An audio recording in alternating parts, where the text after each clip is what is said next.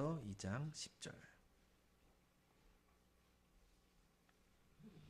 읽겠습니다.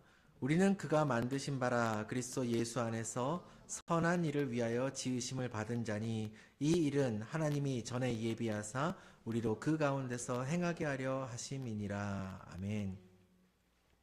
오늘 저는 여러분과 살아가는 이유에 대해서 말씀을 나눠보고자 합니다. 살아가는 이유는 너무나도 중요하지요. 오늘날 우리나라 소위 말하는 자살률이 전 세계에서 가장 높다라고 이야기를 합니다. 왜 그럴까?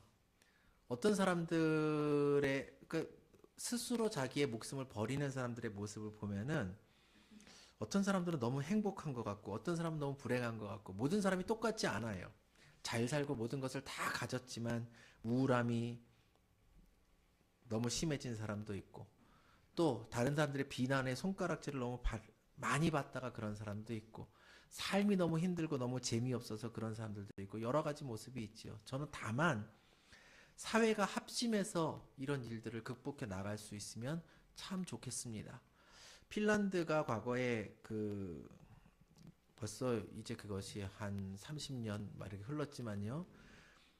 너무나도 그런 자살 비율이 높다 보니까 국가가 나섰습니다. 그래서 모든 국민들이 함께 힘을 모아서 어떤 사람들이 그런 안 좋은 결정을 하는가를 파악하고 그리고 그런 성향을 가진 사람들을 발견해내려 노력하고 그 사람들을 교육하려고 노력하고 그리고 어려울 때 손을 내밀 수 있는 곳을 만들고 그곳에서 상담해주고 통계를 얼마 전에 봤는데요. 그 당시와 지금을 비교해보면은 전체의 그런 비율이 절반 정도로 줄었어요. 굉장히 많은 사람들이 살 수 있게 되었다라는 것이죠. 제가 가끔 연예인들에게 너무 지나친 공격을 하고 댓글이나 얼굴이 보이지 않는 곳에 남을 비난하고 그로 인해서 누군가가 해선 안 될 끔찍한 그런 선택을 하는 그런 모습을 보면서 남에게 손가락질해서 다른 사람이 죽어가는 모습을 보는 아니 누군가가 죽을 때까지 손가락질하는 그런 사람들의 마음이 너무나도 안타깝고 그것 때문에 정말 가슴이 뛰어서 그 생각을 한 날은 밤에 잠을 못 자겠더라고요. 여러분 우리는 주님께서 우리에게 허락하신 이 삶에서 하나님께서 사랑하시는 그 귀한 영혼들을 바라보면서 우리가 그 영혼들을 이 땅에서는 어떻게 지킬 것이며 또한 그 영혼들을 어떻게 인도해서 하나님께서 우리에게 허락하신 영원한 천국으로 인도할 것인가를 우리는 항상 생각하고 그리고 행해야 될 줄 믿습니다. 제가 요즘 더 사랑하려고 조금씩 마음을 가지는데 참 쉽지가 않더라고요. 무엇이 쉽지 않으냐? 어떤 정말 보기 싫은 사람이 세상에 있어요. 누구나 그쵸? 물론 여러분은 저보다 사랑이 많아서 보기 싫은 사람이 한 사람도 없을 수도 있지만 보기 싫은 사람도 세상에 있습니다. 그런데 그 보기 싫은 사람에게도 내가 복음을 전해야 되나 이 문제로 가면 이게 문제가 심각해지는 거예요. 그냥 싫으면 안 보고 살면 그만인데 저 사람에게 여러분 그런데 이것을 생각해 보시기 바랍니다. 누군가를 사랑하는데 그 사람이 내 사랑을 거부하는 것만큼 힘든 게 없죠. 그런데도 어떤 사람들은 계속해서 사랑을 해요. 그런데 그냥 서로 싸우고 싫은 사람뿐만 아니라 연인 가운데서도 그렇게 사랑하다가 나는 싫은데 저 사람이 나를 계속 사랑하면 막 거부를 해요. 찾아오지 말라고. 그런데도 계속하면 어떻게 해요? 나를 그만 좀 사랑하라 그러죠. 나를 그만 좀 사랑해. 나를 그만 좀 좋아해. 떼놓으려고. 그런데 하나님은요, 참 지독하게 우리를 사랑하세요. 그렇게 우리가 하나님을 떠나고 싫다 그래도 끝까지 사랑하시는 거예요. 그럼 사람들이 뭐라 그래요? 우리 좀 그만 사랑하라고. 그런데 참 놀라운 하나님은 어떻게 하시느냐? 그렇게 하는데도 끝까지 사랑하시는 거예요. 그렇게 하는데도 끝까지 사랑하시다가 그 사랑하는 사람들을 위해서 생명까지 내어주신 그 하나님 안에서 여러분들이 오늘 살아가는 이유를 찾아가시기를 축원합니다. 아무도 반응이 없으셔서 자, 세상에서 각자의 삶을 위해서 달려가는 사람들이 참 많은데 여러분은 무엇을 위해서 그렇게 달려가고 있습니까? 세상에 보니까 몇 가지 부류의 사람들이 있는데요. 하나는 다 이룬 자의 공허함이라는 것이 있습니다. 올림픽에서 메달을 따거나 어떤 큰 일을 이루고 난 사람이 급격하게 그 공허함에 빠지는 경우를 보게 되죠. 목사님들 가운데서도 정말 힘겹게 고생해서 기도해서 교회 건물을 건축을 다 해놓고 병 걸리시는 분들이 있어요. 너무 힘들어서. 세상에서 부와 명예와 성공을 손에 쥐었지만 고독에 빠지는 사람들이 있다는 거예요. 2004년에 리더십에 대한 보고서를 그 몇 가지 봤는데 리더들의 56%가 번아웃 상태에 있다 그래요. 여성 임원들은 특히 직위가 높아질수록 극심한 고독감을 경험한다고 합니다. 이러한 번아웃이 단순한 피로가 아니라 개인의 정체성을 상실하게 하는 것이 문제라는 것이죠. 그래서 많은 유명인들이요, 세상에서 명예를 얻고 이름을 날리고 난 다음에 너무나도 무력해져서 그 후에 신앙을 찾게 되는 일들도 종종 우리는 목격하게 됩니다. 그래서 영국의 저널리스트였던 말콤 머거리지라는 사람은요, 세상의 모든 명예와 돈, 성공은 그리스도를 아는 것과 비교하면 아무것도 아니다, 이렇게 말을 하기도 했습니다. 또 다른 부류 사람들이 있습니다. 일상이 너무 반복되는 거예요. 나는 이러다 아무것도 이루지 못하고 그냥 세상을 뜰 텐데, 나는 지금 매일 일하고 매일 공부하고 매일 이렇게 사는 게 너무나도 힘든데 언제까지 이렇게 살아야 되지? 이런 속에서 절망에 빠지는 사람들이 있습니다. 한 갤럽의 직장인 보고서에 따르면 전 세계 직장인을 대상으로 그 여론조사를 했었다 그러는데요. 5명 중에 1명의 사람들이 지난 바로 전날에 하루 동안 많은 외로움을 느꼈다라고 고백을 했다고 합니다. 문제는 무엇일까요? 이 모든 것 속에서 첫 번째 부류든 방금 이야기한 두 번째 부류든 성취에 취해서 하나님을 잊어버렸든 절망에 갇혀서 하나님을 오해했든 상황은 다르지만 이것은 영적인 질병이라는 거예요. 왜냐하면 우리의 삶에서 하나님을 바라보는 것이 아니라, 하나님께서 내 삶의 이유가 되는 것이 아니라, 하나님이 나를 만드신 그 이유, 그 창조의 목적이 나의 삶의 이유가 되는 것이 아니라 나 자신에게 삶의 이유를 두고 있다는 것입니다. 그래서 목적이 상실되는 것이지요. 왜냐하면 우리가 바라보아야 되는 목적을 보는 것이 아니라 여기 있는 나를 바라보고 있으니까 어느 방향으로 가는 것이 나의 표대가 있는 곳인지를 모르고 있다는 것입니다. 오늘 이 두 가지 모습 속에서 우리는 삶의 이유를 어떻게 발견해 나가야 되는 사람이 되어야 될 것인지를 살펴보고자 합니다. 우리를 세상이 유혹하는, 사탄이 우리를 넘어뜨리려고 하는 첫 번째 함정은 무엇이냐? 성공에 취한 삶이라는 거예요. 내가 이루어낸 나의 성취가 나의 삶의 이유가 될 때 우리는 모든 것을 다 얻은 것 같지만 하나님을 잃어버리고 삶의 진정한 목표조차 잃어버린 어리석은 자가 될 수 있습니다. 성경에 나오는 많은 사람들 가운데 굉장히 많은 큰 성취를 한 사람 중에 하나가 바로 솔로몬일 것입니다. 솔로몬은 자기가 해 아래서 인간이 추구할 수 있는 모든 것을 다 해봤다라고 고백을 합니다. 전도서 2장에 보면 그는 쾌락을 취해봤고요. 그리고 대규모 건축 사업을 통해서 자기가 원하는 건축, 하나님의 성전까지 다 만들어봤고요. 막대한 부를 소유했으며 최고의 지혜까지 가졌다라고 그는 스스로 이야기합니다. 그런데 그 후에 전도서 2장 11절에 보면 내가 생각해 본즉 내 손으로 한 모든 일과 내가 수고한 모든 것이 다 헛되다라고 고백을 합니다. 여기서 헛되다는 말은 헤벨이라는 히브리어인데요. 이 헤벨이라는 의미는 입김, 수증기, 안개 이런 말들을 의미합니다. 그러니까 보이기는 하는데 잡을 수 없는, 덧없는 것을 말하는 것이지요. 붙잡을 수 없는 것을 말하는 것입니다. 그가 세상에서 굉장히 많은 것을 성취했는데 돌이켜보니까 그중 어느 것도 내가 붙잡아서 이 땅을 떠날 때 가져갈 수 있는 것이 없구나라는 것을 깨닫게 된 것입니다. 그래서 자기의 삶의 성취를 삶의 이유로 삼는 것은 안개를 붙잡으려는 것과 같습니다. 쾌락은 우리에게 진정한 만족을 줄 수가 없어요. 그것은 인간 존재의 일부에, 내 삶의 아주 일부의 호르몬에 영향을 주는 것뿐이지 우리 영혼을 진정으로 채울 수 있는 것이 아니기 때문에 그렇습니다.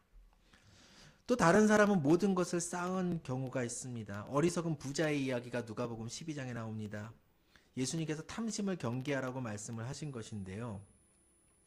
이 부자의 문제가 뭐냐면 그동까지는 늘 풍요롭게 잘했는데 어느 날 농사를 완전히 망했어요. 그래서 절망했나요? 그게 아니지요.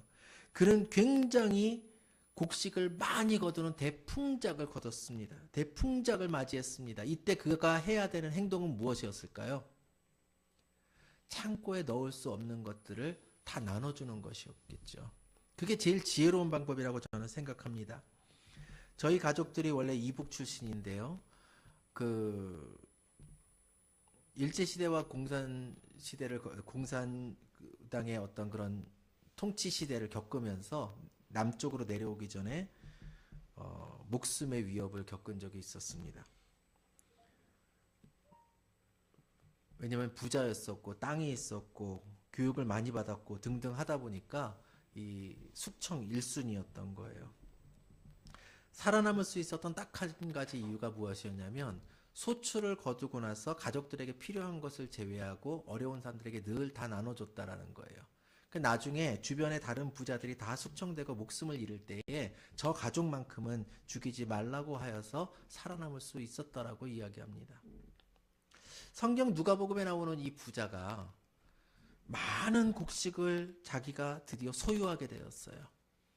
만약에 자기 창고에 거두고 나눠주었다면 충분하였을 텐데 그는요 이런 결정을 합니다. 큰 창고를 만들어야 되겠다. 곡식이 너무 많아.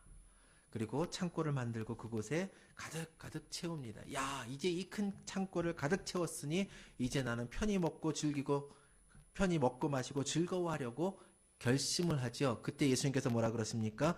그날 밤에 하나님께서 그의 영혼을 거두어 가시면 그에게 유익한 것이 무엇이냐? 하나님께서 말씀하시는 거예요. 어리석은 자여, 오늘 밤에 내 영혼을 도로 찾으리니 그리하면 내 준비한 것이 누구의 것이 되겠느냐? 그것은 내 것이 아니라는 것이지요. 그는 성공을 했기 때문에 어리석은 자가 아니라 아마 이 세상에서 살아가는 사람 가운데서는 굉장히 지혜로운 사람이었던 것은 어쩌면 틀림없겠지만, 그러나 그는 자기 자신만을 위해서 재물을 쌓아두고 하나님께 대해서는 전혀 부여하지 못한 사람이었습니다. 그래서 제가 종종 말씀을 드리는 짐 엘리엇이라는 선교사님은 이 부자와 정반대의 고백을 남깁니다. 결코 잃어버릴 수 없는 것을 얻기 위해서 결코 지킬 수 없는 것을 버리는 자는 어리석은 자가 아니라는 고백입니다. 지킬 수 없는 것은 무엇입니까? 재물이나 명예겠지요. 잃어버려서는 안 되는 것은 무엇입니까? 영혼이고 하나님인 것입니다. 그러므로 여러분, 하나님 보시기에 지혜로운 자가 되시기를 간절히 바랍니다. 우리가 가진 것들은요, 사실 우리의 삶에서는 굉장히 중요해 보이지만 지나면 아무것도 아닌 것들이 너무 많아요. 제가 가끔 가다가 이렇게 보면 아이들이요, 옛날에 무슨 포켓몬 카드 뭐 이런 거 산다고 돈을 막 써요. 되게 비싸거든요, 그거. 근데 사면은 나중에 보면은 아이들이 초등학교 졸업할 때쯤 되면요, 이만한 박스에 한가득 있어요. 얼마나 많은 돈을 썼겠습니까? 근데 종종 당근에 뭐가 나오느냐? 이거 한 박스에 10,000원에 가져가실 분, 이렇게 나와요. 그러면 그거를 팔게 될 때 울고불고 막 그래야 되는데 아이들은요 이제 더 이상 거기에 관심이 없어요. 그건 어릴 때 잠깐 관심 가졌던, 그때만 해도 이건 세상에서 제일 소중한 건데 지나고 나니까 하나도 소중하지 않아져 버리게 된, 아마 우리가 이 땅 가운데서 지금 여러분들이 성인이 된 다음에서도, 인생을 많이 살아간 다음에서도 소중히 여겼던 굉장히 많은 것들 가운데서는 우리가 주님 앞에 서게 되는 그때가 되었을 때 나는 대체 왜 그것을 소중하게 여겼는가 생각될 것이 수없이 많이 있을 것입니다. 두 번째로 절망에 갇힌 사람들의 모습이 있습니다. 여기서 말하는 절망은 내가 세상에서 어떻게 살아가야 될지를 더 이상 알 수 없는 그런 절망을 이야기합니다. 열왕기상 19장에 보면은 엘리야가, 위대한 선지자였던 엘리야가 죽기를 구하는 모습이 있습니다. 갈멜산에서 영적인 대승리를 바로 전장인 18장에서 거둡니다. 그런데 그 직후에 엘리야는요 깊은 절망에 빠집니다. 왜요? 이세벨이 자기를 죽이려 한다는 이야기를 들었습니다. 그가 로뎀나무 아래에서 뭐라고 기도하느냐? 지금 내 생명을 거두시옵소서, 이렇게 기도합니다. 그는 절규하는 거예요. 그리고 뭐 이렇게 말합니다. 나는 내 조상들보다 낫지 못하나이다. 내가 오직 나만 남았거늘 난 이렇게 외롭습니다. 그들이 내 생명을 찾아 뺏으려 합니다. 하나님 어떻게 합니까? 그냥 날 여기서 거두어가 주십시오. 그는요, 지금 자기의 기대가 깨진 거예요. 어떤 기대가 깨졌을까요? 갈멜산에서 그런 대승리를 거둔 다음에 왕이 자기 앞에서 무릎을 꿇고 내가 하나님 앞에 범죄했습니다. 이제 우리 나를 이끌어 주시옵소서 이래야 되겠는데요. 그 대승리를 거두고 난 다음에 자기를 죽이려고 하고 있는 거예요. 그렇기 때문에 절망합니다. 우리에게 그런 날들이 얼마든지 있지 않을까요? 하나님, 저 정말 열심히 살았어요. 다른 사람의 이야기할 것 없이 저 자신의 삶을 돌아보아도요. 하나님, 저 정말 쉬는 날도 없이 열심히 그동안 수십 년을 살아왔습니다. 제가 다른 길을 가지 않으려고 열심히 노력한 것 같습니다. 가끔은 그런 고백합니다. 그런데 세상은 저를 전혀 알아주지 않네요. 그런 생각 들 때가 당연히 있겠죠. 아무리 제가 하나님께서 적어도 제 믿음 안에선 이것이 복음적으로 맞는 메시지라고 해서 전해도 인기를 위한 메시지보다 조금도 더 사람들이 좋아하지 않는 것 같기도 합니다. 문제는 뭐냐면요. 이런 모든 것이 하나님이 기뻐하실 일을 해야 되는데 나는 사람이 기뻐할 일을 하고 있지 않는가에 대한 그러한 절망이 있는 것입니다. 엘리야의 절망은 무엇이냐? 그의 사역이 실패한 게 아니에요. 그는 분명히 승리했습니다.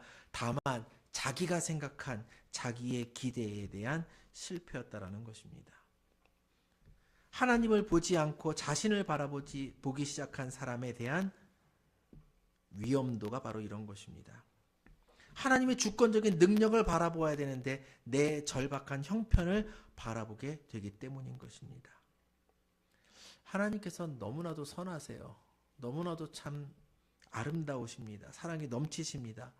이런 말을 하는 엘리야를 책망하지 않으시고 그를 먹여주시고 그에게 회복을 위해서 물어봐 주시고 관점을 회복시켜 주시고 그의 소명을 회복시켜 주시고 함께하는 자들이 있다라고 그에게 알려주십니다. 제가 사역을 하면서 너무나도 힘들었을 때, 너무나도 괴로웠을 때 제가 생각지도 못한 도움이 있고 생각지도 못한 기도가 있고 생각지도 못한 위로가 있었을 때마다 하나님께서는 말씀하십니다. 나는 한순간도 놓치지 않고 너와 함께하고 있어 왔다. 그것은 저에게만 하시는 하나님의 고백이 아니라 여러분 모두에게 하는 하나님의 사랑의 고백임을 여러분들 깨달으시기를 축원합니다. 중요한 것은 내가 그 하나님과 함께하고 나는 그 사랑을 아느냐라는 거예요. 여러분의 영혼이 낙심했을 때 여러분은요, 숨지 말고 능동적으로 하나님 앞에 나아가야만 합니다.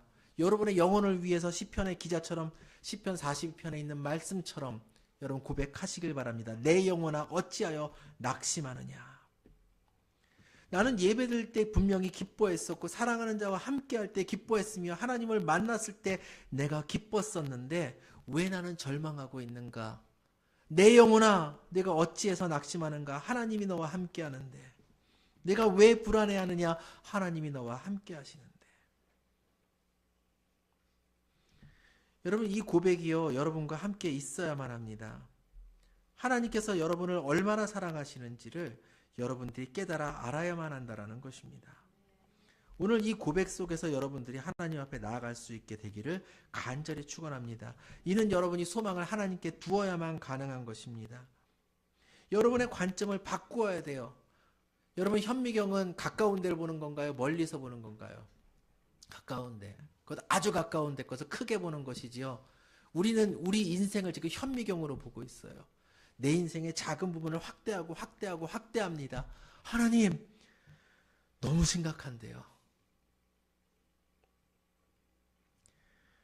여러분이 바라봐야 될 표대를 망원경을 가지고 바라보는 여러분 되시기를 간절히 바랍니다.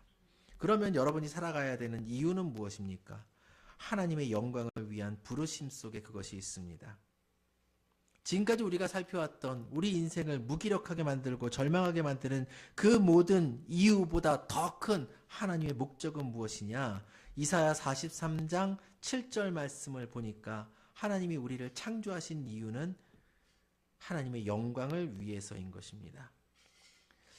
내 이름으로 불려지는 모든 자 곧 내가 내 영광을 위하여 창조한 자를 오게 하라. 그를 내가 지었고 그를 내가 만들었느니라. 내가 삶의 이유를 발견하고 진리를 깨닫고 한 것이 아닙니다. 하나님이 선포하신 거예요. 하나님의 영광을 위해서 내가 살아가는 것입니다. 여러분이 하나님을 위대하게 만들어 드리는 게 아니에요. 여러분이 막 사역을 하고 선교지에 가서 막 교회를 세우고 영혼을 구원하고 세상에서 어떤 큰 업적을 이룬다면 거기서 다 기도하면서 모든 영광을 하나님께 돌립니다. 그래서 하나님이 위대해지시는 게 아니고요. 우리 하나님은 원래 위대하세요. 얼만큼 위대하시냐면은 세상의 다른 모든 위대했던 위인들과 달리 우리 하나님은요. 너무 위대하셔서 더 이상 위대해지실 수가 없어요. 여러분이 하나님을 더 위대하게 만들고 싶어도요. 방법이 없어요. 왜냐하면 하나님은요. 더 이상 위대할 수 없을 만큼 가장 위대하시기 때문입니다. 가장 큰 분이시기 때문에 그렇습니다. 그러므로 여러분은 하나님을 더 이상 위대하게 만드는 것을 포기하시기 바랍니다. 그 위대한 하나님을 알아가 나가야 되는 거예요.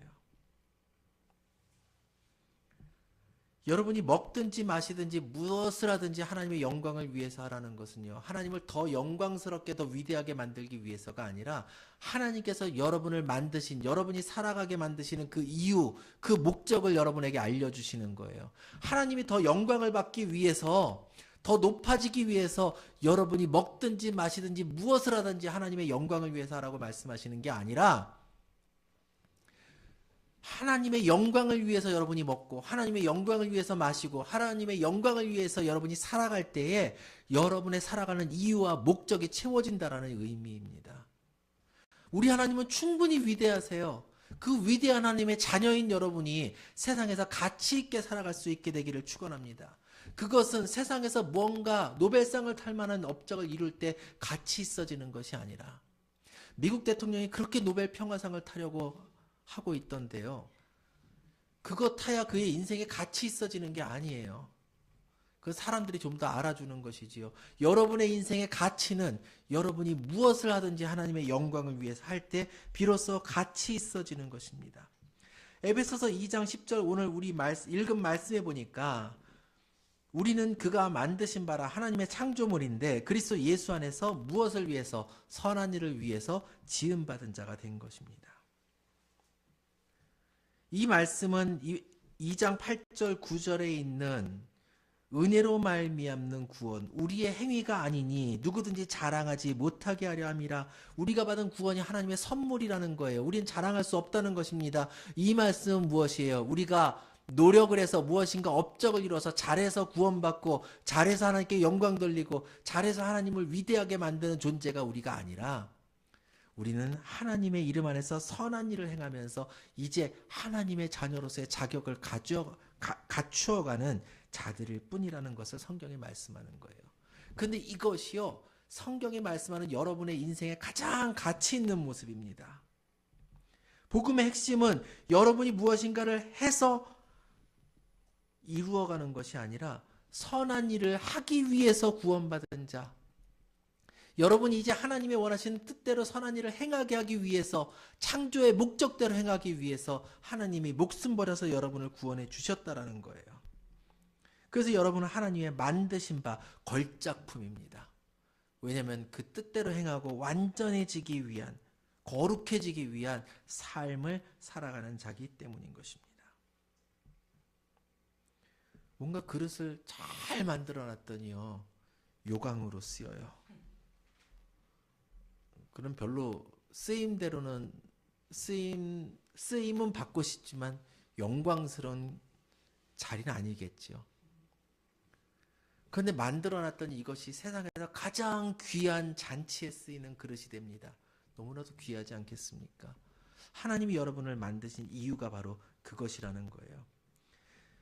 빌립보서 1장 21절 말씀 우리 한번 볼까요? 빌립보서 1장 21절 말씀에 보면 이렇게 말씀합니다. 이는 내게 사는 것이 그리스도니 죽는 것도 유익함이라.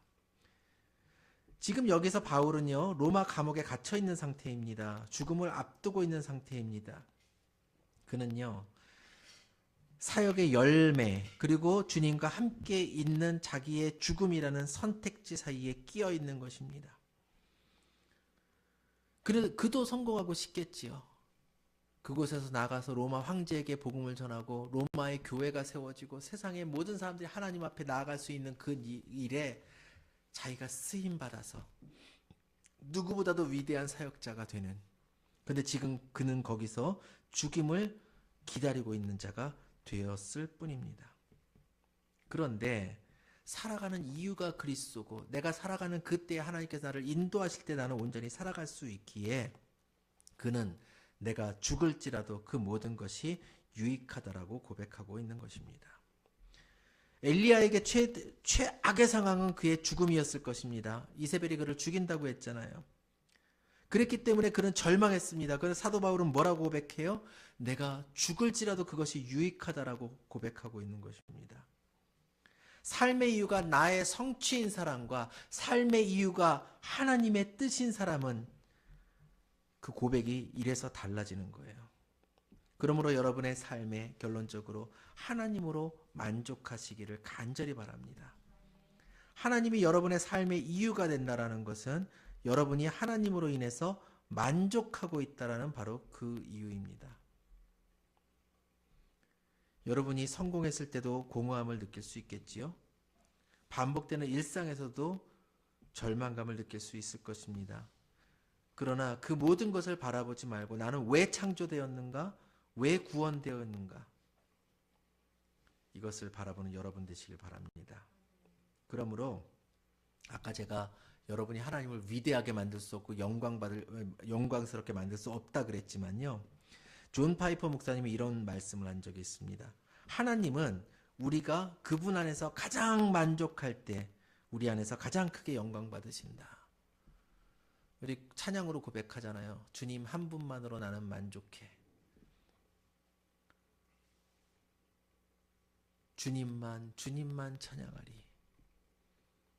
예수보다 더 귀한 것 없네. 우리는 고백합니다. 그런데 정말 우리는 인생 가운데 예수님만으로 그렇게 만족하냐는 거예요. 교회 나와서 찬양하고 말씀 듣고 예배 드릴 때 여러분이 가장 만족합니까? 아니면 집에 딱 갔더니 선물 박스가 딱 하나 있는데 열어보니까 에르메스. 뭐가 더 만족스러워요? 아멘. 그렇게 되실 줄 믿습니다. 내가 삶에서 집에 있는데 에르메스 백이 나갔는데 비 맞아갖고 망가졌어요. 그랬는데 교회 가서 예배 드리니까 모든 것이 풀릴 수 있다면, 하나님의 말씀이 위로가 될 수 있다면, 내가 세상에서 모든 것을 다 잃었는데 나의 외모와 나의 부와 건강과 모든 것이 다 사라졌는데 그 사라짐의 대신에 나에게 주님이 남았다면 여러분은 만족할 수 있겠느냐라는 것입니다. 이제 여러분의 삶이 헛되지 않기를 간절히 바랍니다. 모든 것을 다 얻고도 헛되다고 말했던 솔로몬과 달리 여러분의 삶에서 여러분의 영혼을 향해서 내 영혼아 내가 어찌하여 절망하느냐, 너에겐 하나님이 있지 않느냐, 이 고백을 할 수 있는 여러분 되시길 바랍니다. 마지막으로 조니 에릭슨 타다라는 여사가 있는데요. 17세에 다이빙을 하다가 사고가 나서 전신마비가 왔습니다. 왜 나입니까? 그러나 이 여인은 그 속에서 하나님의 영광이라는 삶의 이유를 붙들고 입으로 그림을 그리기 시작을 했습니다. 그리고 전 세계에 있는 수많은 몸에 장애를 가진 자에게 복음을 전하는 조니 앤 프렌즈라는 사역을 일으켰다라고 합니다. 이런 사역을 하시는 분들이 우리나라에도 여러 분 계세요. 저는 그분들의 일을 보면서 나라면 온몸이 마비되었을 때에 과연 그것을 복음의 기쁨으로 바꾸어서 전할 수 있을까? 스스로를 돌아보게 됩니다. 여러분은 이제 주님을 바라보고 주의 말씀을 듣고 깨달음으로 기쁨을 갖게 되는 귀한 삶을 살게 되기를 간절히 축원합니다. 기도하겠습니다. 주님, 우리는 주님 한 분만으로 만족합니다. 그러나 이것이 우리 입술만의 고백이 될 때가 또한 많습니다. 주님, 우리를 변화시키시고 진정으로 주와 동행하며 삶의 가치를 얻어가는 귀한 인생을 살게 하여 주시옵소서. 예수님의 이름으로 기도합나이다. 아멘. 함께 찬양하겠습니다.